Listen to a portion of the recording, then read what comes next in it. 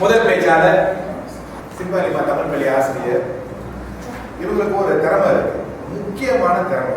என்ன திறமைன்னு கேட்டீங்கன்னா, சிறார்கள் வளர்க்கிற தன்மையோட நிபுணர் இருக்கு. சிறாரை எப்படி வளர்க்கணும் அப்படின்னு அவங்கள்ட்ட கேட்டீங்கன்னா அழகா அவங்களுக்கு பிரிச்சு அங்கங்கமா சொல்லிடுவாங்க. அவ்வளோ திறமை இருக்கு உங்களுக்கு. இன்னைக்கு அவங்க ஒரு தலைப்பு, அவங்களோட பேச்சு உரையின் தலைப்பு என்னுள் ஒரு பக்கம் மறுபக்கம் இருக்கிறது. என்னுள் ஒரு பக்கம்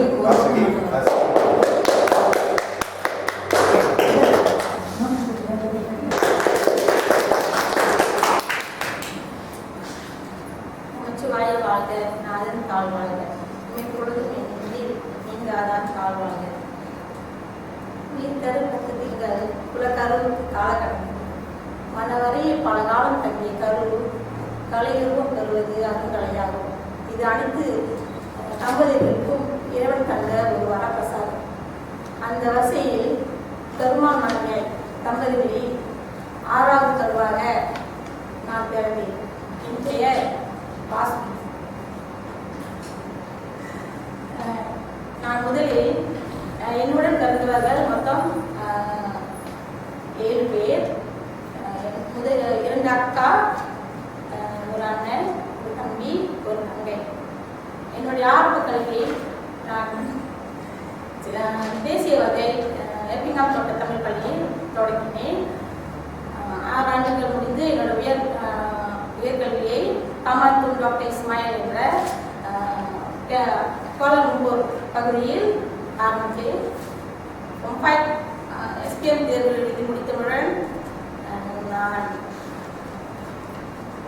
2 ஆண்டுகள் மியூசியம் ஷாலாவில் வேலை செய்தேன். தொடர்ந்து என்னுடைய தேசிய மொழியில் சிறந்த பிள்ளைகள் பெறாததால் நான் அங்கேயே ஒரு 2 ஆண்டுகள் பணிபுரிந்தேன். இருப்பினும் என்னுடைய தாய் எனக்கு நான் வந்து ஒரு ஆசிரியராக பணியாற்ற வேண்டும் என்று எனக்கு ஊக்குவித்தார்.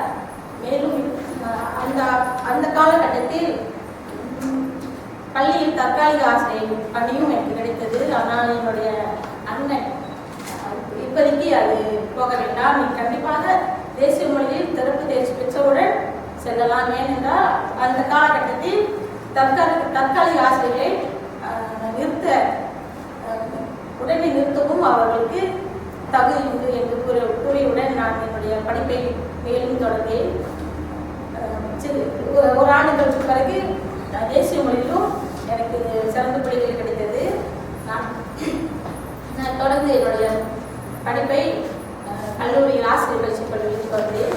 2.5 ஆண்டுகள் மக்தப் ராஜ்யமேவார் ரொம்பானில் உள்ள ஆசிரியர் பயிற்சி கல்லூரியில் முடித்தேன்.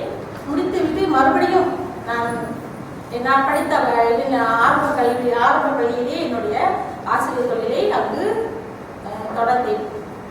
அங்கே அப்பொழுது அந்த பள்ளியில் பசுபதி என்ற தலைமை ஆசிரியர் நான் என்னைத்தான் வேண்டும் என்று மனு செய்து நான் அந்த பள்ளியில் மீண்டும் வேலை செய்தேன். 1 ஆண்டுகளுக்கு பிறகு எல்லோரும் பெற்றோர் ஆசைப்பட்டது போல எனக்கும் திருமணம் செய்து வைத்தார்கள்.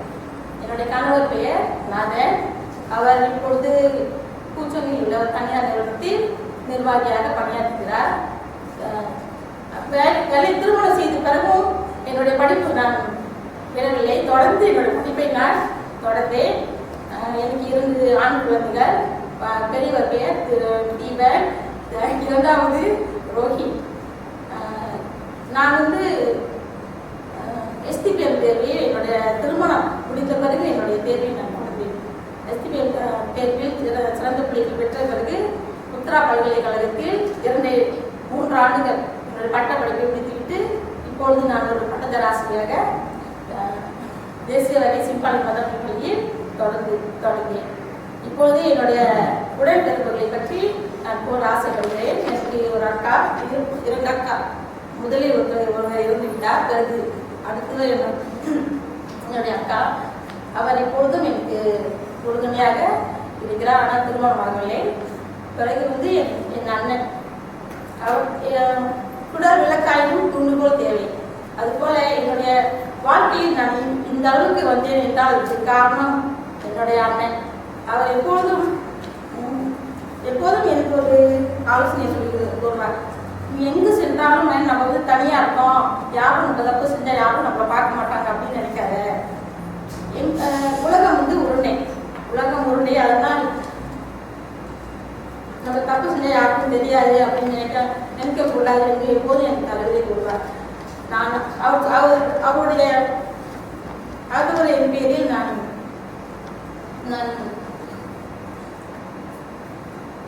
இன்றும் நான் அவரை பின்பற்றி வருகிறேன்.